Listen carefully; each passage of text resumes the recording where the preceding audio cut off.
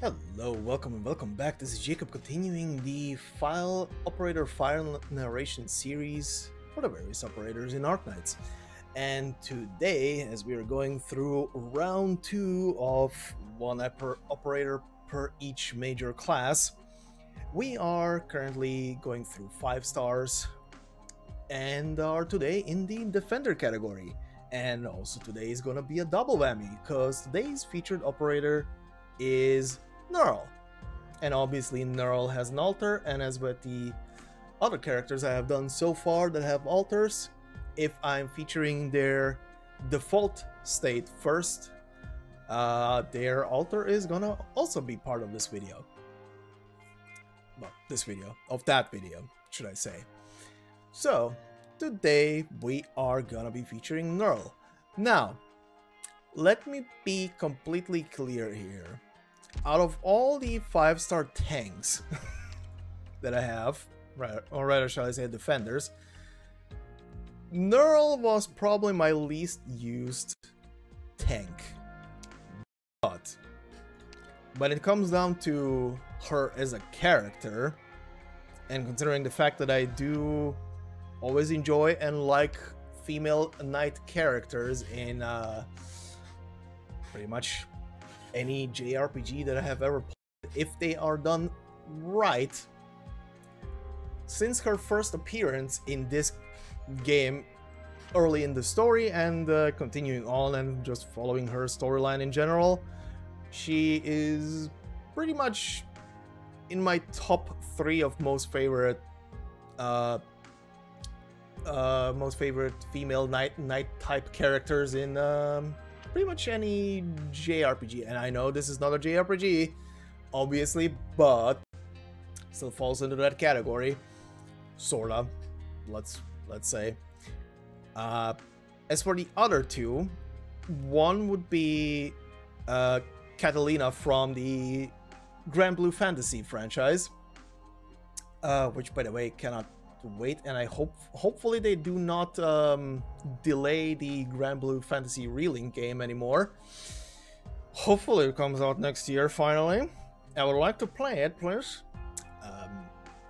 And the other one would be Arianrod from the Kiseki games, or the Legend of Heroes games, however you prefer. As to why? Well, go and check out those characters. But they are pretty much, well, at least Arianrod and Nearl are fulfilling the,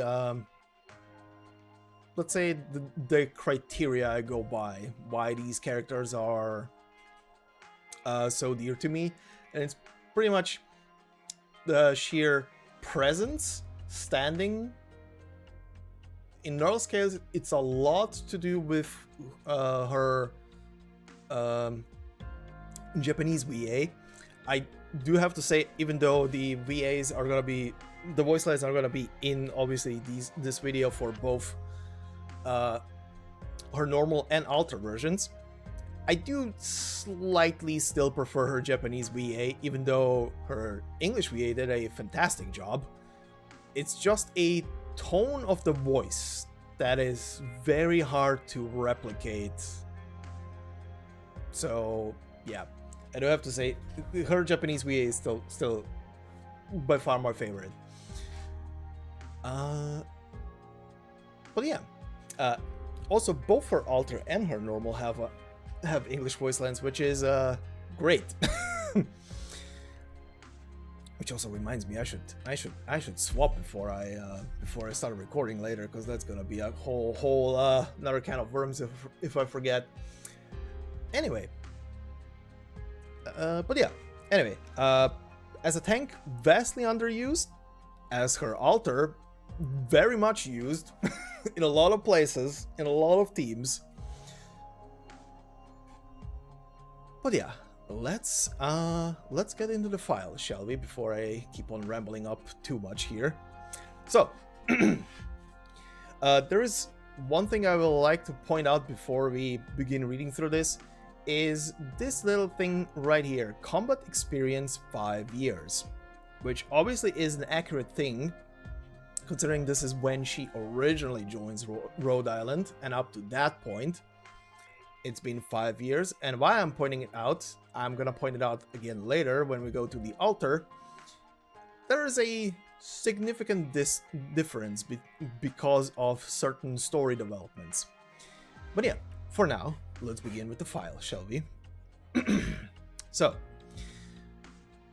Nearl.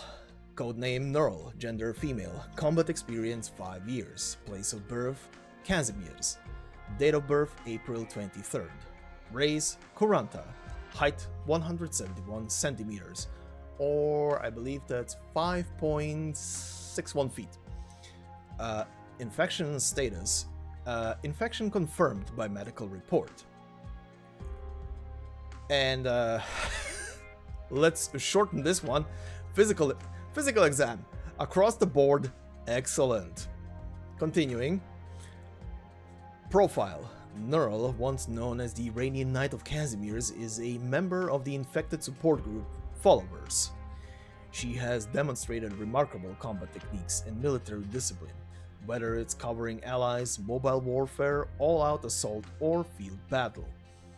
Currently a heavy weapon operator for Rhode Island and provides command and combat support in person. And now for the shortest clinical analysis ever. Don't worry, the medical department will monitor Nearl's physical condition. Records are available for review if necessary. Signed by the medical operator Shining. Archive file number 1. Nearl's title as the Iranian Knight is more than just a title, or even an accolade earned for her noble character and mighty prowess. The title relates directly to her Originium arts. Her warhammer also doubles as her staff. She is known to radiate light when she uses her arts. Through her power, Nearl can heal allies and inspire them to keep battling. The caster evaluator has surmised there are other manifestations and applications for her power, a theory yet to be proven so far. I would like to point out this little line here of, where was it? Her warhammer also doubles as her staff. It's a neat thing to remember that most weapons in this game are not what they appear to at first glance, considering her warhammer is used to channel her arts, her healing arts in her normal stance, in her normal version. For example, other weapons that do look like what you expect it to be, but are more something else, would be pretty much every single gun wielded by Laterano people. Those guns are more staff weapon than gun. Just want to point that out. Not everything is as it appears to be. But continuing, archive file number 2. Nearl was once a knight of Casimir's, and as such she opposed the commercialization of knights jousting in that city. It was also when she accidentally contracted a ripophy and subsequently forced to leave Casimir's under tremendous pressure. The incident greatly changed her fate. Before arriving at Rhode Island, the wandering Nearl had a chance meeting with healers who would eventually also join the island, Shining and Nightingale, and traveled with them. They formed the Followers, a group dedicated to helping the infected. The party traveled and provided healing to the infected everywhere until they officially joined Rhode Island and took on an even greater responsibility. Archive file number 3.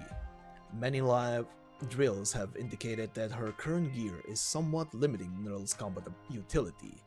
However, she's very fond of the protection it offered, because when it's said and done, Nearl is the shield and shelter for her allies, so she puts the utmost priority on resilient defense. Also, to the author, Nearl's mobility and offense do not decrease because of her attention to her teammates. On the contrary, she deals with the situation almost flawlessly, whether offensive or defensive. Many operators believe if Nearl's allies will not be affected as long as she is at the front, and that as long as she is on the battlefield, no one can snatch victory from Rhode Island. Meanwhile, Miss Closure, in charge of improving Nearl's gear, has indicated that she modified her armor with many secret features. As to their exact functions, they are still unknown at the time of this writing. Another little thing that is to note here is, because she was so early added into the game, and the only things we know about Casimir's was pretty much what was said in her file and mentioning here and there in other files or just random text, it is nice that these little breadcrumbs have been thrown about and then later on focused into a big story. Pretty much this whole file 3 mentioning that she is being constrained by her current gear and not at her full capacity, pretty much foreshadowing the change that later happens. But yeah, very neat. Anyway, continuing, archive file number 4.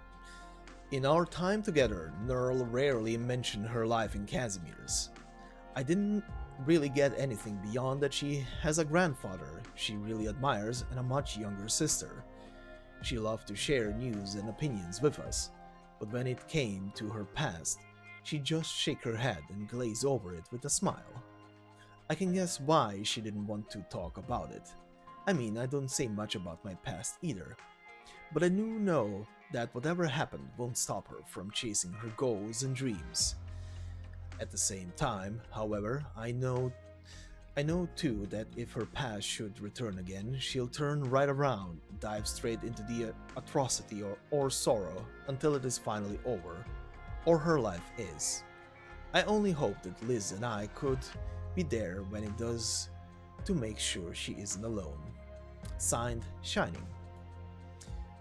And for the promotion record, Miss Nearl has contributed so much to both Rhode Island and the Infected. While I understand her choice and will support her as always, I, and several other operators, do hope that she'll get the fair treatment she deserves, and we should do something for her. Signed, Amia. Again, so much little breadcrumbs and foreshadowing throughout her file that are just pretty much fueling into what has later become a major plot and happening through the through both the side stories surrounding both Nearl sisters. Great. Pretty great, all I can say. But yeah, now for the audio files, which means I'm gonna be muting myself, so I will see you when it's done. Salutations, Doctor. May the light be with you. Doctor, I ask that you give me the most dangerous assignment available, such that my shield and I can best protect those in need. The title of Knight should be a symbol of honor, and yet now it's been reduced to a mere commodity. As long as the light continues to guide me, I will neither bow to cruelty nor kneel to violence. I'm grateful as always for your service, Doctor. The Casimir as chivalric spirit should have been a force of salvation for all who suffer in this world.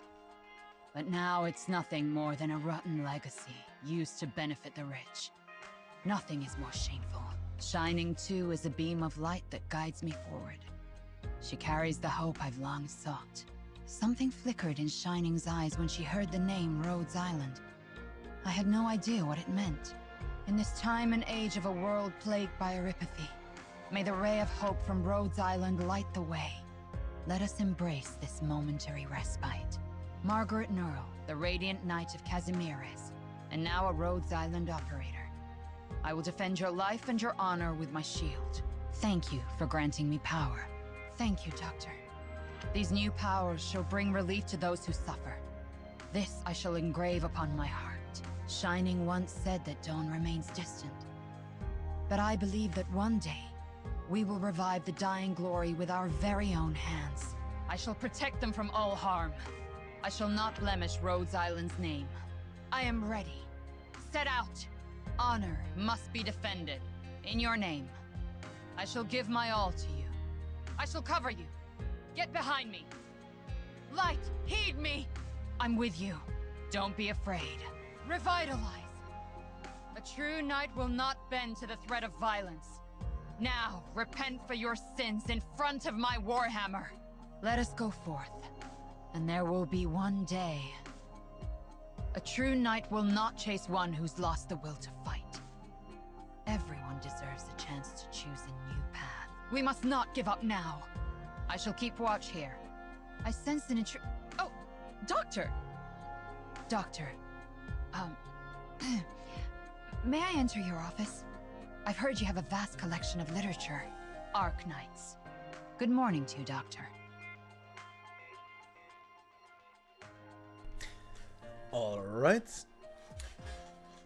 Well, okay, before we before we go into Nearl the Radiant Knight, one thing this just reminded me, because I've heard other English people speak the name Casimir's with the extra E between the R and the Z at the end for some reason. I just noticed it as well in her audio files. And I'm like, why? Is it an English thing? Because I'm not an English speaker, by the way. I just want to make this clear. I am not a native English speaker. I am from Croatia and I'm speaking natively a completely different language to English.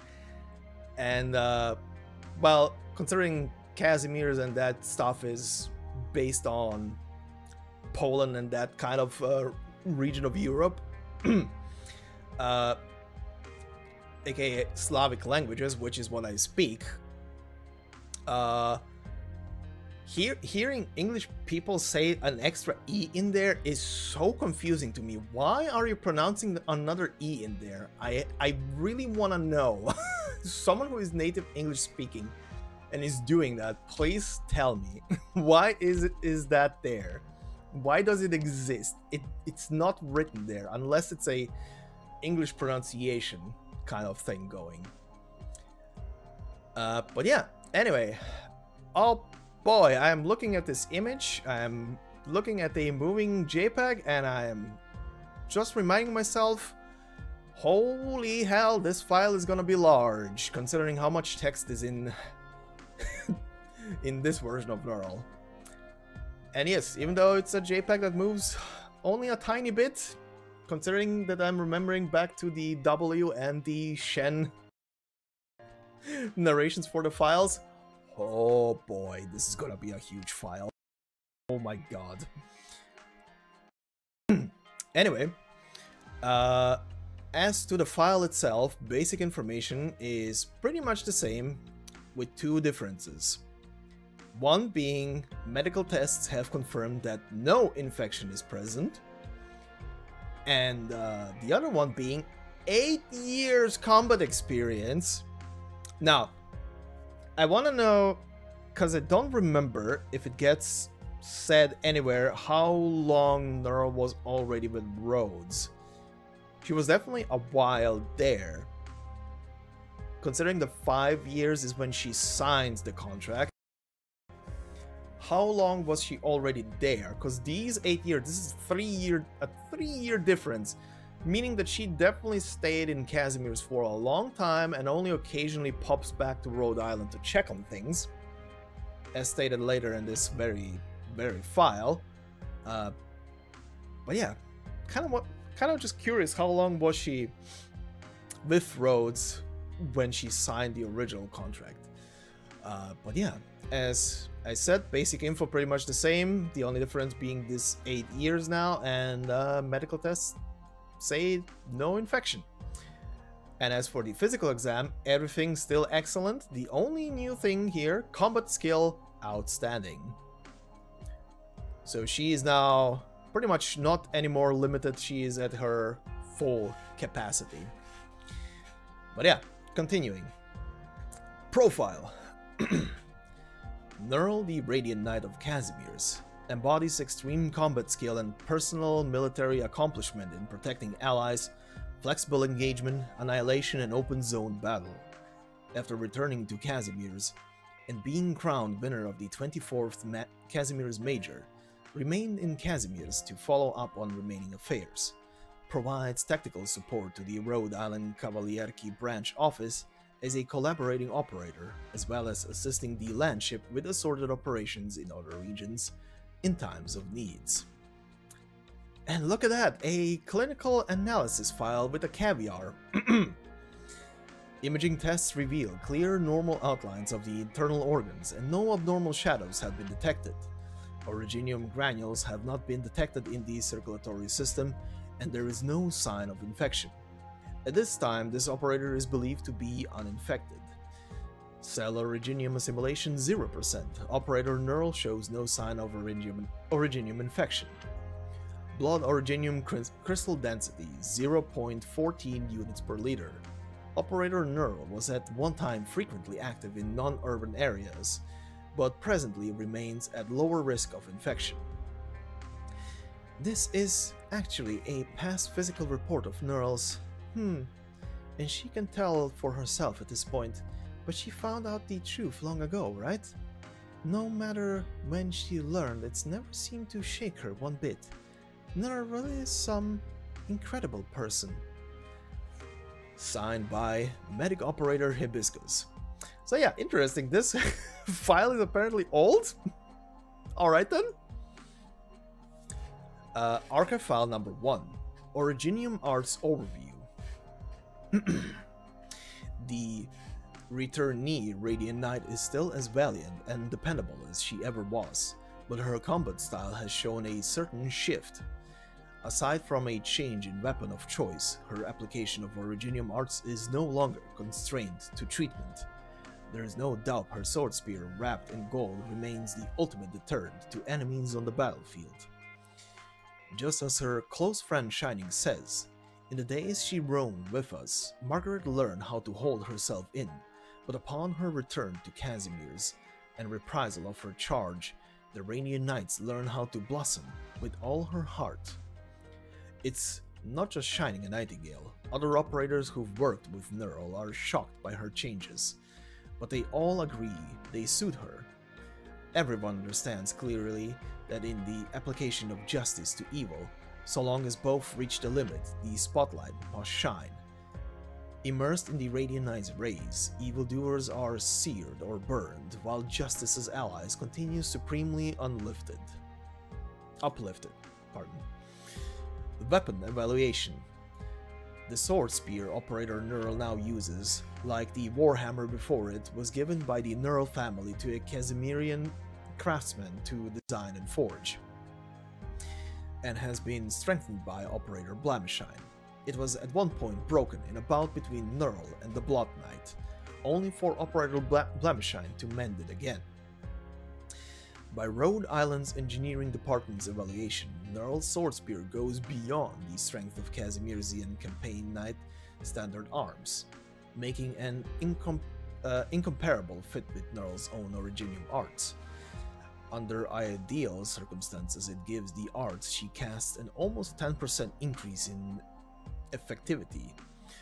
By request of the evaluating engineer, Nearl obtained the consent of the weapons designer and authorized Rhode Island to create a 1:6 scale model of this sword spear, residing in the engineering department, provided for any engineering operators and students to research. Supplement. Don't let Closure know how much a high precision model of the Radiant Knight sword spear could sell for in the Grand Knight territory. Our agreement with the Radiant Knight says there'll only ever be one of these models. Please don't tell Closure. Archive file number 2. Though Nearl never complained about it, her work in Casimir's was clearly tremendously heavy. Still, she never refused a single time the Rhode Island Casimir's branch office sought help. In her heart, whether she is aboard the landship or not, she remains a part of Rhode Island. Though admittedly she has very limited time to stay aboard, for operators who admire Nearl or perhaps miss their time fighting side by side with her, it really is a shame. At one point, many new operators full of hope sought out instructors after finishing watching Nearl's Chernobog incident battle records, mentioning wanting to learn a thing or two from this valiant operator, only to come back disappointed after learning Nearl was on long-term leave from the ship. In contrast to Nearl, after Operator Blamishine confirmed her sister was on track with her undertakings in Casimir's, she threw herself straight into the landship workshop and spent a very long time without returning home. After several days in a row of Blamishine being unaccounted for, Nearl happened to return to the landship, accurate in finding her in an experimental workshop working on the latest defensive materials, and seizing her while she was right in the middle of passionately hammering away with Eunectus. Nearl learned soon after that Blamishine had been hard at work on all new form-fitted armor for her. It's softer and lighter, so you can wear it when you normally wear leisurely clothes or underneath your formal gear, and it's gotten a massive boost at defending against physical impact. I asked Mechanist and Sona to take a look, and they both said if I just worked it a little more, this armor would be able to block it the next time a Lazarite arrow. Personal note here. Every time I see the freaking name Lazarite somewhere, I get PTSD from the units. I hate them. Anyway, continuing. Seeing Blamishine's brilliantly glowing face despite the circles under her eyes, Nearl didn't reprimand her for overtaxing herself, but instead, by Nearl's own request, this meeting was saved to the archive file. She hopes it'll serve to remind her that her every act in Camiers bears not just the weight of its manifold sufferers' hopes, but involves her most beloved family's future. The Radiant Knight now no longer launches lone charges against the Great Waves. She even extends her thanks to Rhode Island because she clearly saw the magnitude of the change that life aboard Rhode Island brought to Maria and Zofia, just like when I had first joined Rhode Island. Of course, we have to give our own thanks to Nearl. Without her, we wouldn't have pulled in such outstanding operators as Blamishine and Vislash, right? Not to mention Flametail Knight and the whole other crowd of operators who came from Casimir's. The Radiant Knight's personal charm really is the best recruitment ad. If only a certain few of them didn't obsess day about when she's going to come back so they can have a fight with her. Melancholies of a certain operator from HR. Archive File Number 3. Rhode Island bore witness to Nearl's entire journey to championship in the 24th Casimir's Major. The plots wheeled and opened both on and off the stage, the glinting of blades from the city's tip to tail, and the blood and sweat that Nearl herself shed in the field, all recorded in fine detail in the Special Operations records. Anyone who's read through these records or talked with Nearl before will have no misconception of Nearl's attitude to this competition. After the span of 6 years, 2 championships, a long and treacherous path, and all manner of hardship, the Radiant Knight of today, same as the one of the past who attempted to shatter the rules that shackled, has never recognized the honor of Knight Competition Championship as true glory. However, in Nearl's eyes, there is another side to this farce. In that arena devoid of any splendor, every heroic moment bursting forth in splendors, in those streets lit by neon that fall short of truth, the fellowship that comes together to survive is true. In those video recordings lacking any honor to speak of, those thirsts to clamber out without relenting to break through oneself are honorable. Late one night, Nearl wrote these words in her Rhode Island cabin, imagining that once her friend in the city of saplings and artisans received this letter, they might ridicule how out of place her rare lament seemed, and let out a smile alone to herself. The next day, she came across a young operator excitedly calling for the Radiant Knight to ask her signature.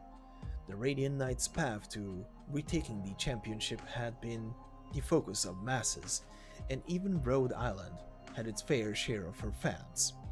She'd keep running into similar situations each time she returned aboard, but these excited fans would be warned and kept in check by Doberman and other instructors most times, this being no exception. What Doberman didn't expect, however, was that Nearl would accept that competition photograph and wrote a line of text on the back. And this is what she wrote. "Keep up the training. Signed, Operator Nearl." If the encouragement of her signature could inspire a young operator for a good day, then, well, whether or not they truly understood the significance of her charge at the championship, at least for the day, it wouldn't matter. Also, by the way, before I continue reading,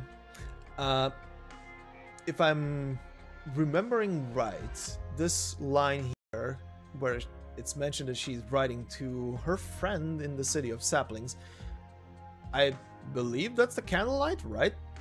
I can't remember what the place is called where she went to, but I believe that's the that's the Candlelight. I know they promised to stay in touch and stuff, so I believe that's that. But yeah, if someone can confirm, thank you very much.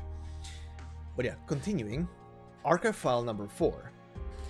Nearl's path in Casimir was bound to be rough, considering her experiences dealing with different people over the past few years. She had a clear recognition of the difficulties she did and would soon face. In addition, her history fighting side by side with Shining Nightingale and the other operators of Rhode Island made her realize that the necessary amount of cooperation makes much easier work of things. With the joint efforts of her and all the Penus Silvestris nightclub, Rhode Island's Cavalierki branch office was successfully established. At the same time, she set out on new work to settle the infected. To progress her plans, she no longer operated in total isolation outside of Casimir Society's mechanisms. On the contrary, separately with the Adeptus Spravedlively and General Chamber of Commerce, she made collaborative strides in different places. As one of the legendary Nearls and two-time major champion, she had a clear and marked value at every Casimir's conference table, just like every matter she wanted to bring to fruition, and every life she wanted to save. All things have their price, the sole principle that modern Casimir pursues. Nearl was naturally disgusted with being shunted about as a weight on the scales, but she never minded how the Radiant Knight seemed in other eyes. As long as she was sure that sufficed, what she held fast to, what she brought back heart and soul to Casimir's, were all priceless. No deals existed between her and the Adeptus or the KGCC. Every causing willing to lend her a hand, she would grasp in turn, and every hindrance to her forward path she would turn to face with sword spear in hand, and no sliver of hesitation. She's not like us. We'd have to look where we're going if we didn't want the wheels barreling our way. And her? She doesn't care about what turns at her. She'd opt to crash straight through it, no matter if we can't keep up. No matter if where she goes makes her presentable or not. Once she's smashed out of the cage, we all get to see the light coming in. Flametail Knights stirred thoughts after several times cooperating. It's true, without fear or danger, Nearl will forge on for the sake of a single, for a few infected, but however many she'd save isn't her point of satisfaction. Countless idealists are ground to dust by the monolithic wheel of their times, forced to change themselves midway through changing others, but she is forever on the road, one time after another, launching her charge against the raging waves. And the promotion file, classified log. You may have already noticed, but in all the external publicity about the Nearl family, we often see only Margaret, Maria, Mlynner, Zofia, and Margaret's grandfather who passed away some years ago, and barely a mention seems to have been made of Margaret and Maria's parents. According to reliable sources, during the Major, a gossip tabloid did once publish an article on Margaret's mother and father, but used the vague wording of "suspected to have left the country years ago never to return," and this edition was retracted and destroyed overnight. This goes to show that, as far as Casimir is concerned, the Nearl couple's whereabouts are classified to an untouchable degree. Through discussion, we discovered Maria has near to no recollection of her parents, while Margaret's memories of them end at 10 years old, give or take. From this, we understand that they went missing at least a decade ago. To Margaret's memory, outside of being cared for by her grandfather, she was often in the company of campaign knights, clearly following her parents' disappearance. The Adeptus Pravildivi were considerably assistive in her family. This further shows, with high likelihood, the Nearl couple went MIA in a major Adeptus-launched mission with close ties to Casimir's. Are they still alive to this day? If they did give their lives, then what dangerous affairs lost Casimir a pair of such outstanding campaign knights? Doubtless we could find some answers in Casimir's top-secret archives, but raising this matter would have an adverse effect on our relationship with the Adeptus Pravildivi. If you wish, we could still continue looking into this. Supposing there comes a day we find one of the Nearl family pursuing the issue, whether it's Margaret or not, we will be willing to offer our assistance. So this is an interesting aspect that gets definitely brought up during I think both stories. I do remember it mostly from the second story, so from the most recent one. But yeah, we don't really get to know much about her parents, other than they are missing. Are they alive? Are they dead? I can't remember if it was clearly stated. Miller is definitely, I believe, very pissed at them. I think that was the consensus there. But yeah, interesting. I wonder if there's gonna be a moment in time in a future story where we actually run into them. But yeah, anyway, let's get into the audio file so I can shut up and you guys get to listen. So I'll be back at the end of this. I'm gladdened to be by your side once again, Doctor. Yes, may the light be with you as always. Being in Casimiras was no easy thing. The Adeptus Pravildivi and the General Chamber of Commerce are still constantly at each other's throats. And the day when glory once again shines on Casimiras seems very far away still. Only at Rhodes Island can I let my guard down and regather myself with peace of mind. I'm sorry if I'm chiming in, but I didn't hear English Light so far. I had to chuckle. How did we pronounce Pravildivi? Oh my god, that was amazing. Sorry, not butting in anymore. Continuing. Are they still well? How is Liz's health? Has Shining been pushing herself too far in combat? In my time back home, my mind's eye often wandered to the scenery I saw by their sides. Once they journeyed home with me, but next shall be the time when, for the sake of their ideal, the Radiant Knight devotes her life. I was absent from Casimiras for too long. It's as if I'm all too used to life at Rhodes Island now. Whenever a knight of kindred spirit wished to travel with me, it cast my mind back to my days here. That said, processing multitudes of paperwork is more tiring than I remembered. I still have much to learn from you. A victory nodded in by capital bears no glory.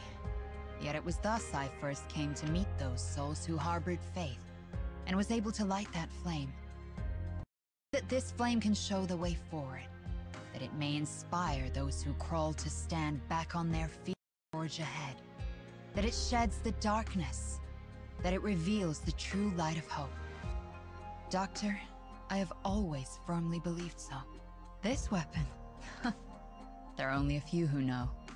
My grandfather wielded in his youth a sword spear alike, which my father inherited, teaching me swordsmanship with it in turn. When I returned to my home, the scenes of my younger years came back to me. That's what's led me to this weapon. Maria has realized her own truly beloved undertaking. She's gifted, highly assiduous, and with Zafia beside her, I couldn't be more reassured. It seems now that the Forge's hammer suits her better than the longsword. I truly hope that this honest, sincere passion of hers may forever last. Casimir's struggles are unlike those of other lands. Without the constant conflict in light and shadow, we know only swollen greed and twisted regulations. That Maria and her cohort could stay aboard Rhodes Island is a good thing indeed. Though people of like minds aren't few in number, we still find ourselves barren of virtue. In this age on the verge of collapse, I once felt alone. But Shining and Liz shone upon my fate, and Rhodes Island became my home to return to. I once was shone upon by others, Doctor, so I know profoundly. A beautiful vision and a faith identified are enough to change the world. Tiredness has not called on me yet. May you first rest. Oaths and trust both are unchanging in the passage of time. Isn't that so, Doctor? The Radiant Knight Margaret Nearl rejoins you here. The particulars of tactics have seen some adjustment. That I could once again experience this gladdens me greatly. Fear neither hardship nor darkness. Doctor, I shall go together with you. So long as I hold radiance in my hands, so long as my heart beats with faith, the hardships of our world will not fetter my step. Upon changing armaments, my combat style will also be obliged to adapt. Take due note when deploying me. I will keep in mind your instruction. Fear neither hardship nor darkness. Sin is to be punished. Awaiting only your orders. Yes, I am fully ready. I shall lead the assault. Hindrance shall be no more. Oh, sun, bow to me! May the light imbue you. This long night too shall now end. To grasp power is so as to sweep all wrongdoing from this world. I have never held the slightest hesitance to entrust my life to your hands. There will come a day when we clear the mist of hardship and darkness, awaiting first light's rays, awaiting an even better tomorrow. I hope that they may seek a proper path anew. The time has not yet come to give up, Doctor. Please allow me to defend the rear alone. I leave the regrouping to you. Is my previous dormitory still left for me? Thank you for going to the trouble. Just a simple prank then, Doctor. I'm delighted to once again browse your library. May I borrow this book to lend to Maria? Arknights. Have you been doing well lately, Doctor? Alright, and this does it for this video. By the way, I would like to point out, if I laugh about the weird pronunciations of certain things, I'm not doing that out of malice or because I'm ridiculous. I just find it funny and adorable. Just want to point that out. I don't mean the laughing in a bad way. Just so nobody misunderstands, okay? But yeah. Anyway, I think this pretty much does it for this video. One final note, considering this video is gonna go up around the time probably either before or after the servers go down for the next event, the next banner, the link. Expect of videos across the weekend, starting with probably a poll video, then going into a bunch of new operator records, probably some modules, depending if I can pull together a couple of modules. I'm so low on them. I'm almost out. I think I have 2. But yeah, that's pretty much it. There's gonna be a lot, and yeah, obviously I'm gonna be doing narrations for the Invitation to Wine story. Those are also gonna be coming up. I don't know how long that story is or how it's structured, but we'll see when we get there. I'm gonna be busy over the weekend. But until then, this has been Jacob. Thank you for listening, and I'll see you in the next one. Bye bye.